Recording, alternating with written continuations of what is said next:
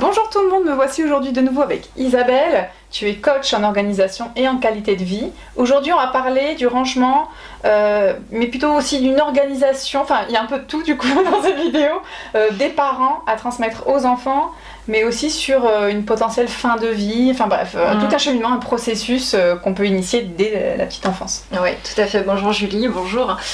C'est vrai que alors c'est un sujet qui peut être un petit peu délicat. Ouais. Moi j'aime bien l'aborder en fait sous un angle en fait tout simple, c'est-à-dire que souvent, quand on bosse, on vie active, voilà, on a l'habitude, il peut y avoir des déplacements professionnels, on découvre des hôtels, on voit des choses, voilà, c'est super agréable. On est des fois pas beaucoup chez soi ou juste un peu le week-end et finalement on n'y vit pas tant que ça. Ouais. Bon, même si aujourd'hui on fait davantage de télétravail, on est un peu plus chez soi, mais finalement quand on est en train de faire du télétravail, on est sur son PC, on fait les choses. Et la vie en fait à la maison n'est pas la même que quand on est à la retraite. Quand on est à la retraite, il y a cette pause, on est davantage chez soi. Et puis on va se dire... Des fois. Voilà. Bon, oui, pas souvent même. Il y a des globetrotters avec... Genre voilà. C'est moi à la maison. Mais ils font un petit peu les deux. Et du coup, ils amassent aussi. Ils commencent à se dire, bah tiens, j'ai du temps, je vais pouvoir m'offrir le truc que je voulais, et puis m'acheter tel truc. Et là, en fait, il y a un engorgement qui se passe dans la maison. C'est assez marrant. Donc il y a un engorgement, ils achètent, ils se sont pas débarrassés des fois des affaires des enfants. Donc ça s'encombre et ça devient en fait étouffant. Et cette vie qu'ils avaient avant au niveau de la maison où il y avait, ça circulait bien, c'était plein d'énergie, c'était agréable, et puis même pour se déplacer, c'était très bien. Et bien là, ça commence à s'entasser. Donc premièrement, ils respirent moins bien. En plus de ça, ils vieillissent, donc il y a des choses qu'ils voient moins bien. Ils se prennent davantage les pieds dans les choses qu'ils n'ont pas pu ranger. Et puis, donc c'est ça dont tu parlais un petit peu, c'est que à un moment, il y a aussi une fin de vie et c'est les enfants qui vont récupérer tout ça. Oui, on projette très très bien, exactement. Voilà, il y a une professionnelle de l'organisation qui est belge, qui s'appelle, j'ai perdu son prénom, mais voilà, Craret, elle a écrit un bouquin et c'est Un jour tout ceci sera à toi. Ouais. Et ce bouquin, mais c'est complètement ça, c'est un jour tout ceci sera à toi, super, zut, voilà. Oui, c'est ça, c'est pas que du super. Voilà, qu'est-ce qu'on va faire de tout ça? Donc moi je milite un petit peu en me disant, quand vous êtes à la retraite, quand vous êtes à la maison, on n'a jamais le temps, mais de toute façon on n'a jamais le temps de toute façon toute la vie si on ne le prend pas. Exactement. Donc il faut prendre un petit peu ce temps-là. Priorisation à faire. Exactement. Et en fait l'idée c'est de se dire que si on commence à désencombrer un petit peu pendant qu'on est à la retraite, premièrement ce sera plus agréable tout de suite pour la personne. Elle en a bénéfice immédiatement. En plus de ça, deuxième bénéfice, c'est que si la personne désencombre en se disant mais ça de toute façon j'en ai plus besoin, mais j'y tiens, mais je pourrais le donner à ma petite nièce, je pourrais le donner à ma fille. Du coup. Et oui, donc elle peut proposer. Et en plus de ça, finalement, le fait d'offrir quelque chose, d'offrir et de proposer, pas d'imposer, hein. On déplace pas ses affaires chez les autres. Et bien le fait de proposer, et si la personne est ravie d'accueillir ça, et bien c'est pareil. Deuxième bénéfice, c'est que vous profitez du sourire de la personne. Voilà, il y a ce moment de joie qui est partagé du vivant des gens. Donnons de notre vivant. Donnons de notre vivant, exactement. Troisième bénéfice, c'est que finalement le travail a commencé à se faire pour le jour où les parents sont plus là, que les enfants, il faut faire le tri. Et sincèrement, les parents se disent quoi? Qu'est-ce qu'ils vont faire de tout ça? C'est vraiment pas un cadeau. Soit selon la personnalité des enfants, ils vont se dire mais j'ose pas toucher parce que c'est aux parents, c'est sacré.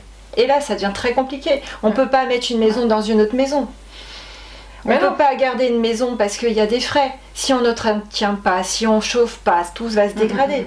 Donc voilà, après derrière, c'est un cadeau empoisonné. C'est une dette, enfin, c'est pas une dette, c'est un poids mort en fait, qui crée... presque, oui, il y a une dette de nostalgie en fait, c'est parce qu'on n'ose pas y toucher et ça, on n'ose pas, à sa place. On n'est pas bien, ça apporte un poids, un véritable mal-être que les enfants ne vont pas réussir à gérer correctement. Ils vont culpabiliser en se disant je vais devoir jeter des choses de mes parents. Et ça, on peut pas faire ça. On peut pas. Si on peut vraiment les soulager, il faut le faire. Et donc, en pensant aux enfants pour plus tard, à ses propres enfants, ses enfants, on pense toujours à ses enfants, mais il faut y penser tout de suite de son vivant, parce que, voilà, comme on vient de dire, il y a des bénéfices immédiats en plus, donc ça apporte de la joie en fait finalement.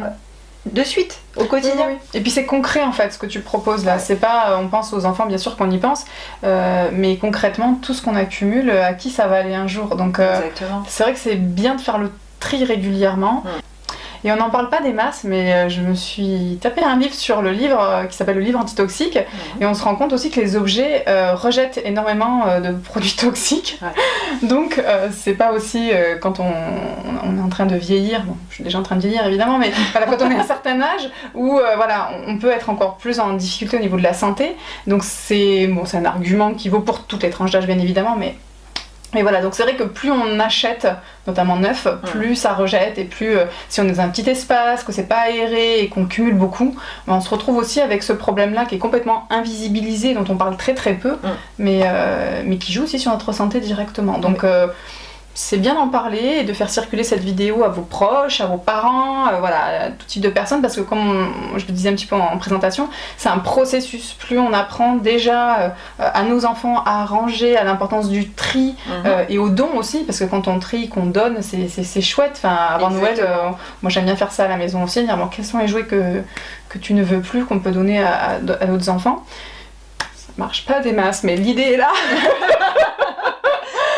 Ils ont un petit peu de mal de se séparer, mais ça c'est à tous les âges. C'est normal, moi il est vraiment petit, donc voilà, mais c'est une démarche à faire, je le prépare aussi à plus tard, à pouvoir donner, à trier, enfin voilà, c'est une culture familiale à mettre en place, je trouve qu'il y a de grands bénéfices. En tout cas, merci beaucoup Isabelle pour nous avoir partagé ces précieux conseils, parce que c'est pas assez relayé. C'est ça, voilà. C'est tout l'intérêt de ce que tu fais, de toute façon, de toutes les vidéos que tu peux faire sur les différents sujets, c'est qu'au moins les personnes, après, elles ont le choix. Mais au moins, ça permet au moins de présenter les différentes possibilités, de se faire accompagner sur les différents sujets que tu proposes, puisqu'ils sont quand même très variés.